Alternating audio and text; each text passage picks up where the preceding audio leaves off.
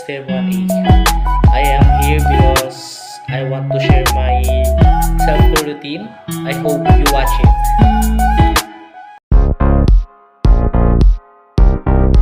Siyempre, kailangan natin pumunta ng bathtub para maghilamos at para maging fresh. Una, kailangan muna nating sabunin ng mukha para hindi naman tayo maging haggard niyan. Pangit tayo tingnan yung pag-haggard. Pangit na haggard pa. Hehe. Charot.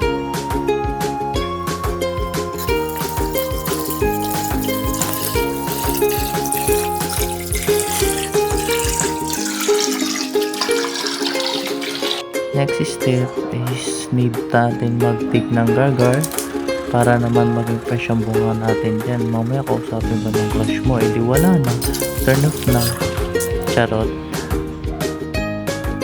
After mag-refreshing is pupunta akong tabing dagat para mag-coffee. And then, inaantay rin ng sunrise. Kasi nakaka-chill talaga pag nakikita mo yung araw pataas. And then, habang inaantay rin ng breakfast, dyan talaga ako nagtatambay para mag-relax and chill kasama ang aking dog and kuya.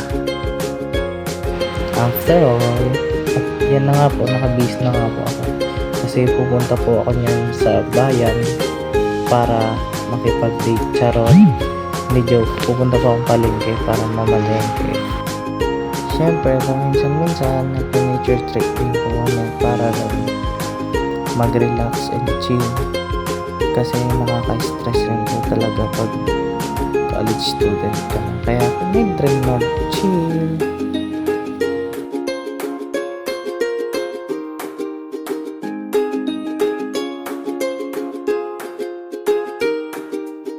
Stress reliever ko rin po pala ang pagbabasketball. Yan ang the best stress reliever ko po because that is my hobby.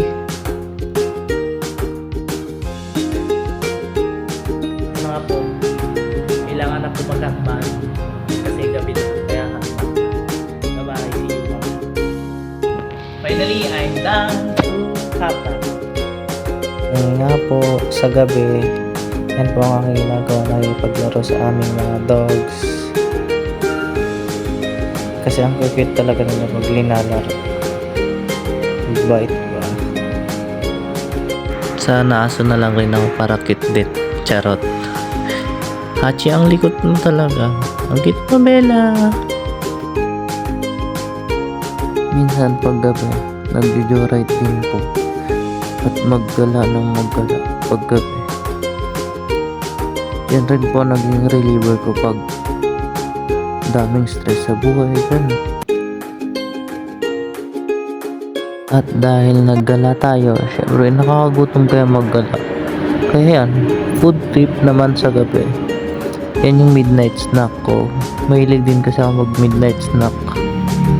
Lalo na't nakakagutom pag gabi. Maya-maya nyo is matutulog na rin.